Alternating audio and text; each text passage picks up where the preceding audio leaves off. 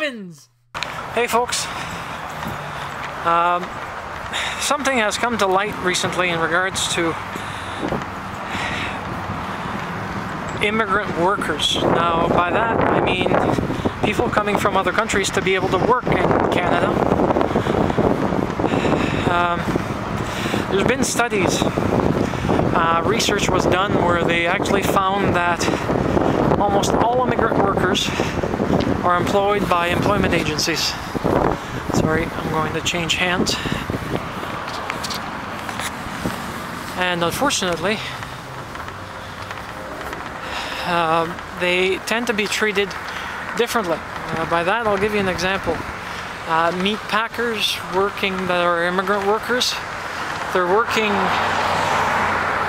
8-hour shifts with one 15-minute break for bathroom and lunch. They're paid $2 to $3 less than their Canadian employer, if you compare them, or Canadian co-employees. And this tends to be the case pretty much anywhere. But there's also the big thing that I'm quite disgusted by, where if you're a construction worker or any worker and you get hurt on the job site, you have a right to request workman's compensation to do an investigation, even if you're just a Canadian, not a Canadian, but an immigrant worker who's under temporary employment with an employer in regards to you suffering injuries on the job. It's when an employer decides to train their underlings, we'll call them that, it's a nasty term, but supervisors and managers working for a president of a company, that's what they are. They're underlings. They're under the lord of the company, underlings. Okay? And they tend to take their cue from what they're told because they're afraid of losing their job if they don't do it. Now imagine you get injured and you're told to say nothing.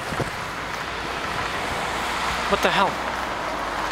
I mean, if you think about it, You go, French the llama, the hell I'm not going to say anything.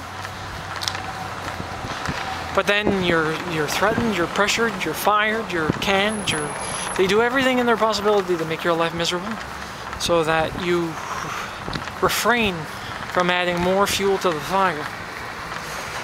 Unfortunately for society, we don't benefit. And the person doesn't benefit necessarily. Sometimes it opens up a door to a better place. Sometimes it does quite the opposite, where the door opens up to a worse place and you end up being stuck.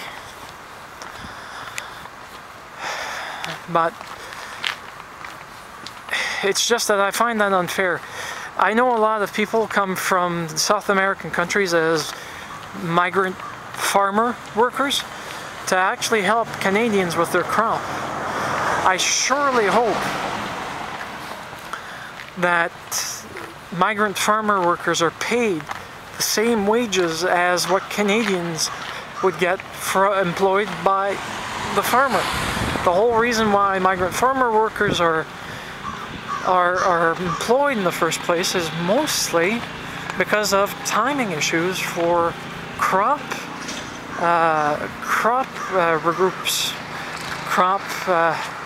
not crop dusting, but harvesting. I'm trying to find my words in English and it's not coming.